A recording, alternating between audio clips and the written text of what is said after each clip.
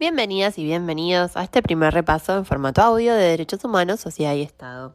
Mi nombre es Nadia y tal vez me recuerden de las clases de los lunes o los miércoles, depende de cuando me vengan a ver. En este primer audio vamos a repasar brevemente la unidad 1 y sus conceptos principales. La bibliografía obligatoria ustedes la pueden consultar en el programa. Mientras yo grabo este audio, ustedes están realizando ya el primer parcial, igual quedará para las generaciones y generaciones, y también va a quedar liberado para quien lo quiera escuchar.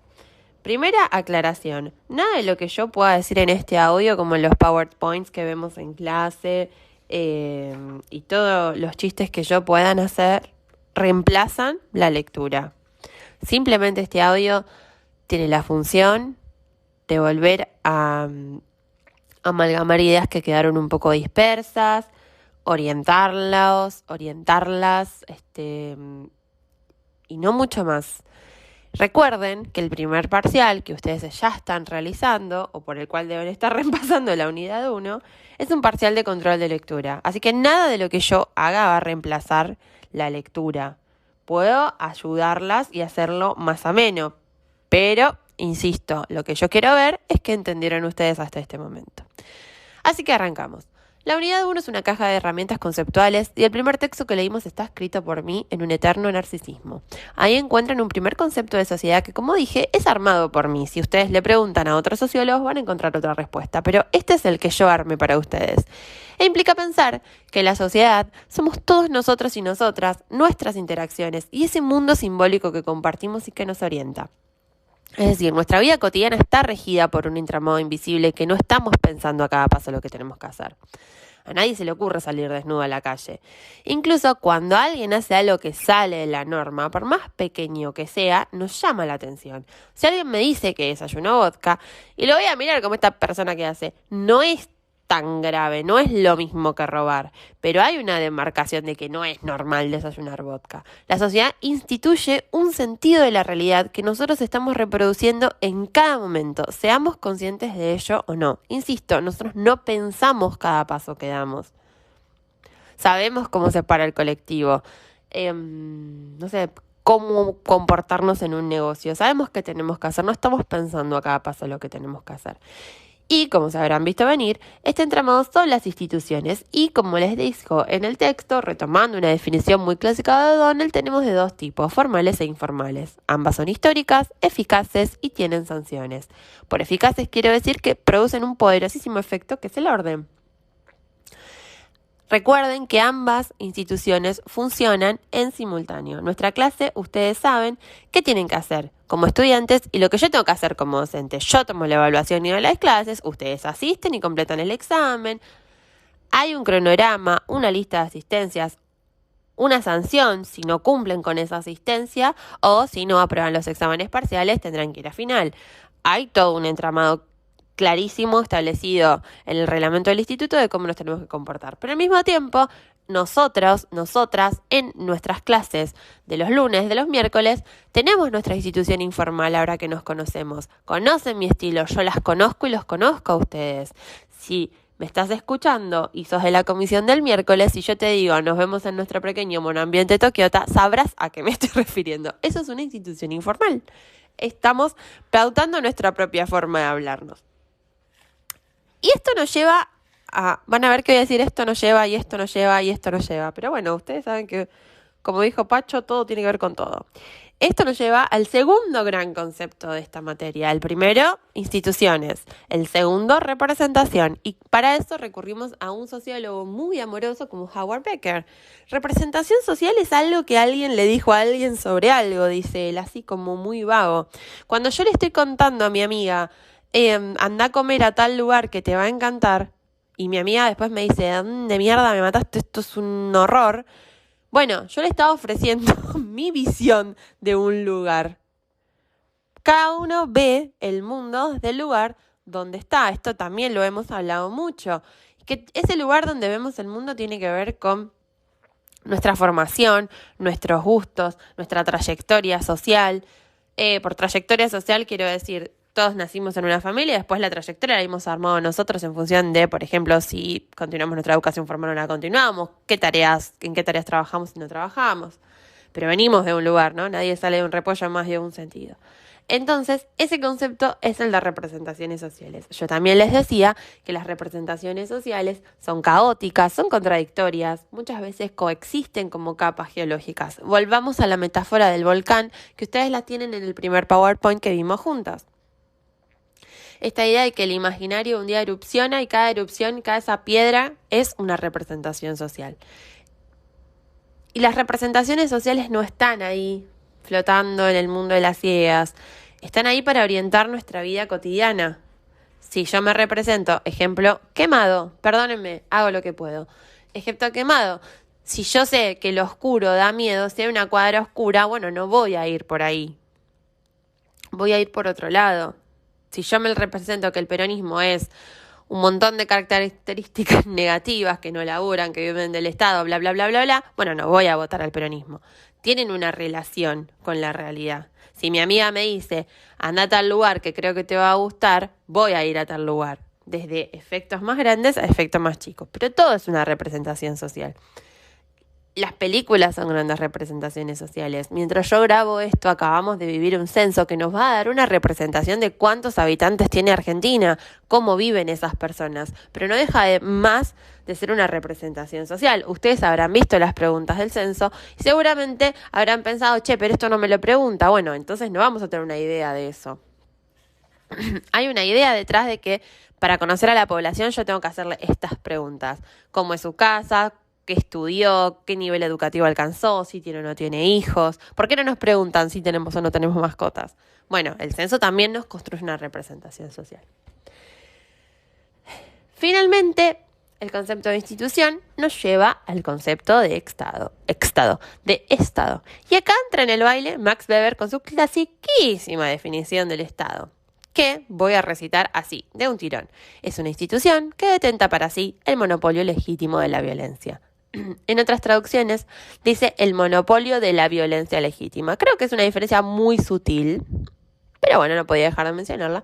Pero hay tres cosas entonces centrales en esta definición de Estado. Uno, que el Estado se reconoce por sus medios, la violencia, y no por sus fines. Hay estados de todos los tipos, colores, tamaños, orientaciones, de Corea del Norte a Finlandia, un arco inmenso de posibilidades de Estado. Y sin embargo, seguimos identificándolos como Estado, en tanto detenten para sí el monopolio de la violencia. Y no importa si tienen un fuerte presidencialismo, una reina, un parlamento o tienen una familia pasándose mutuamente la presidencia. Son Estados porque detentan para sí el monopolio legítimo de la violencia. Segundo elemento central de la definición weberiana, no es en cualquier lado, es en un territorio delimitado. Lean a Malamud. Obviamente tienen que leer toda la bibliografía obligatoria. Ustedes cuando escuchen este audio ya tienen las consignas. Y van a tener que leer a Malamud porque forma parte de las consignas. Pero vuelvan a Malamud, que él da 4 elementos de la definición estatal.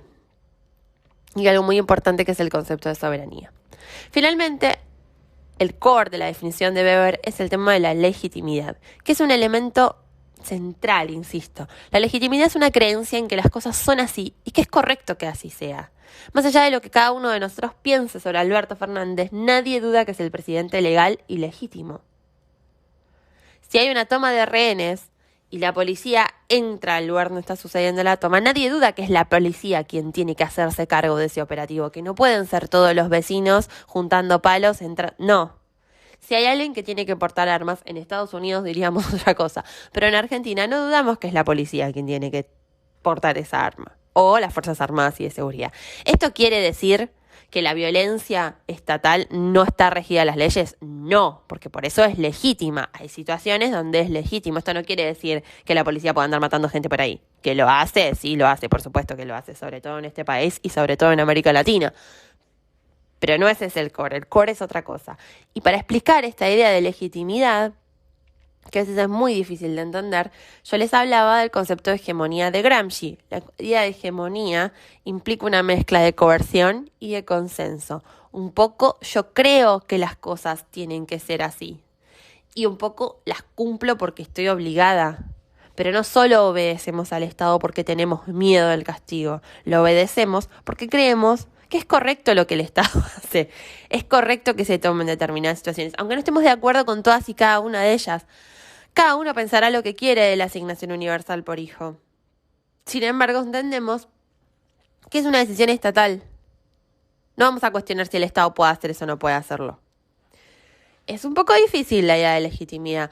Va a ir cuajando y hay que masticarla. Hay que leer atenti Fanfani. Yo le dije que uno de los textos más importantes de esta cursada y que va a volver todo el tiempo es el de Tenti Fanfani. A quien, por supuesto, voy a nombrar, no solo nombro en vano, sino que él nos explica que el surgimiento del Estado moderno alrededor del siglo XVI como un gran proceso de centralización y territorialización del poder.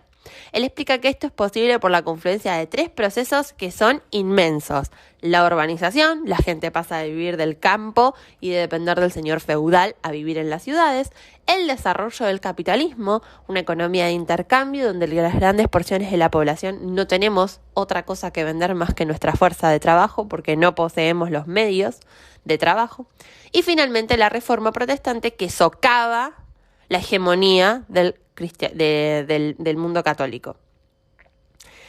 Analizar en profundidad estos 3 procesos en un audio sería yo hablando 500 horas. Para eso estuvieron las clases y para eso está el texto de Tenti. Pero bueno, no dejabas el ordenador volver a mencionarlo, también pueden volver al PowerPoint.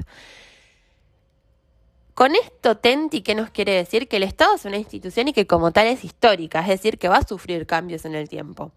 No es lo mismo el Estado liberal de principios del siglo XX que el Estado de bienestar de mediados del siglo pasado o el Estado neoliberal que surge con fuerza en los años 70 y que llega a su máximo esplendor en los años 90.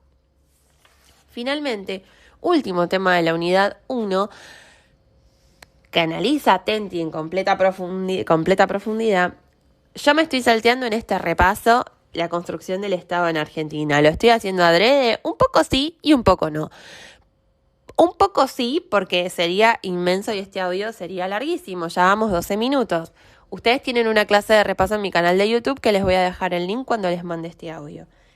Lo que me interesa que pensemos por último es esta idea de por qué la educación es un asunto de Estado que trabaja Tenti y cómo se vincula esto con la idea de nación. La educación en la modernidad, dice Tenti, está sujeta a leyes, tiene agentes específicos que se ocupan de la educación. Como cualquier práctica, las prácticas educativas han cambiado a lo largo del tiempo y el cambio resulta de la interacción entre los agentes y las instituciones, vamos a decir. Las preguntas de la página 17 del texto de Tenti Fanfani, miren qué dato tan puntual que les doy, explican por qué yo elegí este texto. Entonces, Tenti nos dice, además del monopolio legítimo de la violencia, el Estado detenta otro monopolio, el monopolio de determinar qué saberes son socialmente relevantes para la reproducción de la comunidad política. Ambos monopolios dialogan. En un punto podemos decir, son cara y contra cara. Yo ya les dije que cara y contra cara es una metáfora muy importante para esta materia, ¿no? Y vamos a volver a meternos en ella en la unidad 2.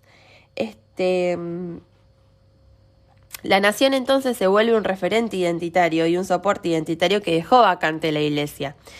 Y nuevamente el Estado y nación son como 2 caras de la misma moneda y es una alianza que se sella con fuerza a finales del siglo XIX. Esto, por ejemplo, lo vemos en Argentina cuando en 1880 se centraliza el poder en Buenos Aires y pasan un montón de procesos que ustedes van a ver en la clase de repaso.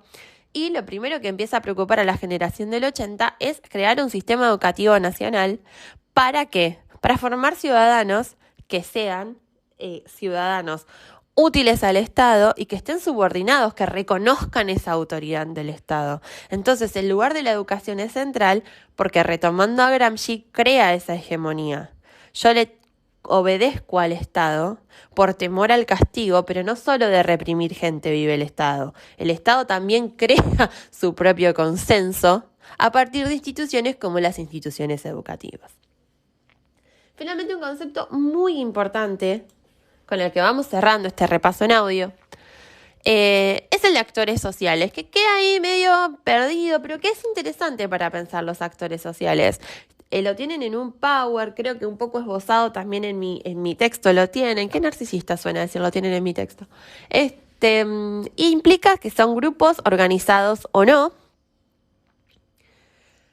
que realizan acciones para cumplir sus objetivos. ¿Por qué utilizamos actores y no agentes? Porque encarnan intereses, modos de ver el mundo, representaciones sobre lo que es el mundo y luchan por cumplir con ese objetivo. Estos actores van a tener vínculos. El Estado también mismo es un actor, pero podemos pensar que los actores sociales van a tener un vínculo con el Estado que puede ser de cooperación, que puede ser de tensión. Y el ejemplo más clásico, uno que vimos en clases a raíz del aporte de una compañera, es esta tensión que va a surgir en 1880 entre la Iglesia y el Estado. Que el Estado va a empezar a disputarle a la Iglesia el lugar de agente educativo y ahí estos dos actores van a entrar en tensión. El Estado no es comparable a cualquier otro actor y no, ya dijimos que no, porque el Estado detenta algo que ninguna otra institución tiene. ¿Cuál es la diferencia entre el Estado y la Asociación de Veraneantes de las Toninas? Que el Estado detenta para sí el monopolio legítimo de la violencia. Entonces, por favor, parece que es poco importante, pero en esta caja de herramientas conceptuales, que es esta unidad 1, los conceptos entonces fundamentales que tenemos que tener son el de sociedad, el de instituciones, el de representaciones sociales, el de, por supuesto, el de Estado, el de nación. Y con todos estos conceptos en nuestra cajita tipo pescador, nos vamos a la unidad 2. Este es el fin de este repaso en audio de la unidad 1. Cualquier duda me pueden consultar. Insisto, por favor, nada reemplaza la lectura. Y eso es lo que yo voy a ver. Ustedes también en las consignas tienen cuáles son mis criterios de evaluación. Así que por favor, lean. Recuerden que escuchar el repaso en audio trae suerte. Chau, chau.